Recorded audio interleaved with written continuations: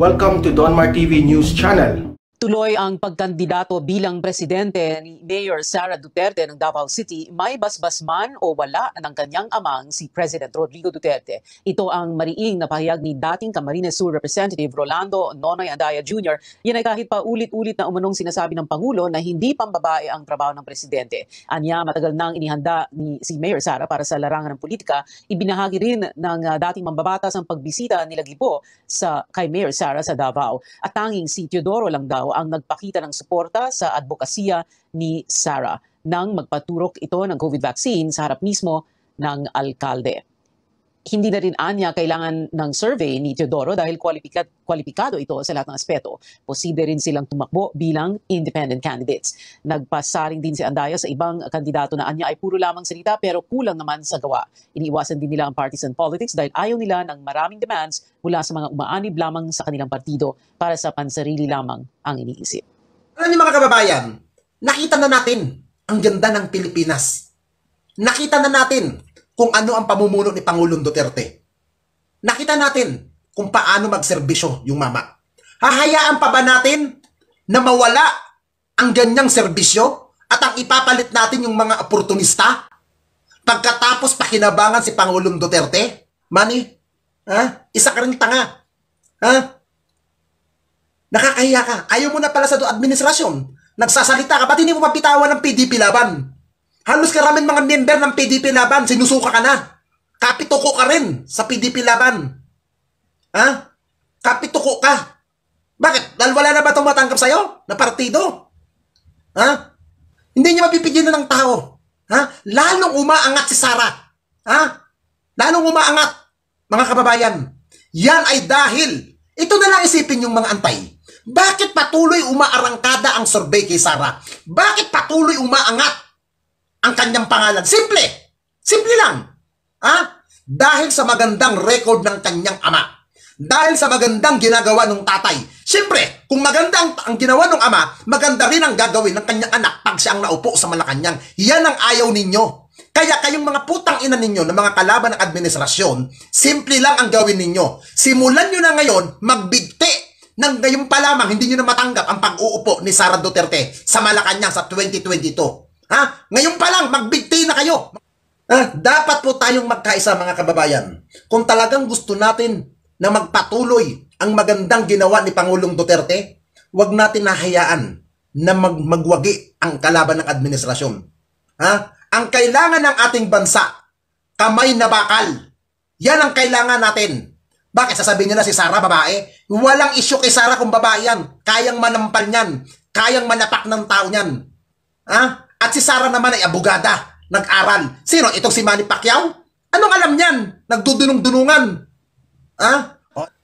O si Manny Pacquiao naman, alam niyo din yun natin makikita kung si Manny may sariling utak, may sariling pagpapasya. Alam niyo kung talagang matalino ka, Manny, hindi mo kailangan ng isang katutak na advisor. Hindi mo kailangan. Kahit hindi ka matalino, kahit hindi ka magaling, kung talagang pinagkakalooban ka ng wisdom of God, gagabayan ka ng Diyos. Tama ang sinabi ni Banat Bay sa kanyang programa nung sanggabi. Wala kang paninindigan. Wala kang sariling political. Palipat-lipat ka ng partido. Kung sinong mabango, doon ka nakasampay. Ganyan ang pagkatao mo, Manny Pacquiao. Ganyan ka kabalingbing. Ganyan ka. Tama. Balingbing na hunyango. Magpakatanga ka, Manny Pacquiao. Magpakaulol ka dyan sa advisor mo na tagapagsalita mo na si Ron Monsayak hanggang sa maubos ang kwarta mo. Pag sinabi ba ni Ron Monsayak tumalon ka sa building, tatalon ka? Dahil tanga ka Manny Pacquiao? Ganun ba kabobo ang isang Manny Pacquiao? Alam mo kaya siguro naging ganyan ka, Manny Pacquiao? Kasusuntok sa'yo ng sino-sino na kalaban mo. Nauga ng utak mo. Ganyan ka ka-stupido. Ganyan ka ka-ing-ing. Di ba? Ganyan ka ka-ungas. Di ba? Ganyan ka katanga. Huwag mong pairalin yung pagiging tanga mo. Alam na namin, ano ka? Hindi porke pinapalakpakan ka. Hindi porke maraming nanonood sa'yo. Akala mo, totoo lahat yung supporter mo. Hindi. Karamihan daw, pinagtatawanan ka, Manny Pacquiao. Mas maganda na ikaw ay nirerespeto na hanggang paa, hanggat mawala ka sa gobyerno, nirerespeto ka. Yun ang the best, Manny. Pero, kung ikaw ay winawalang hiyat, pinuputang ina, ibang-ibig sabihin yan, Manny. Ha? Isang ibig sabihin yan, dahil alam ng mga tao na tanga ka.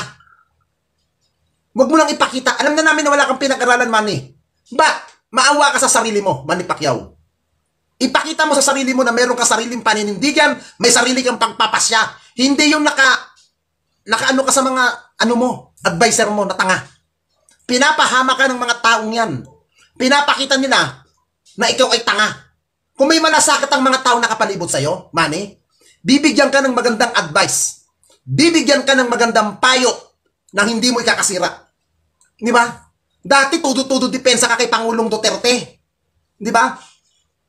Dati, puro papuri ka kay Pangulong Duterte. Dahil sa ambisyon mo, dahil sinulsulan ka ng mga taong nakapalibot sa'yo. Ano ka, pinasukan ka? Ng mga demonyo? Ha?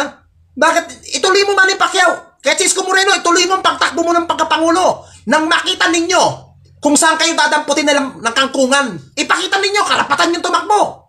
Di ba? Karapatan ng mga Pilipino. Pero kung tatakbo kayo sa politika, dahil maninira lang kayo kung ano namang sasabihin ninyo, para lang masabing mabango kayo, putang ina, tigilan nyo yan. Pinakinabangan nyo si Duterte. Ha? Pinakinabangan nyo yung mama. Ha? Dahil sa ambisyon ninyo, na kung anong political career, kung nagkakaganyan kayo. Ha? Tang ina ninyo, mahiya kayo. Malapit na rin kayo sa impyerno. Tang ina nyo, kahit nagsama-sama tayo sa impyerno, ha?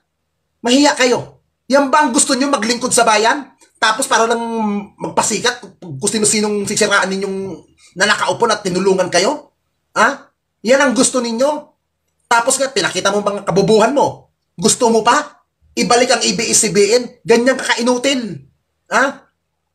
Nakakaano ka? Naaawa ko sa'yo, Manny. Totoo lang. Naaawa ko sa'yo.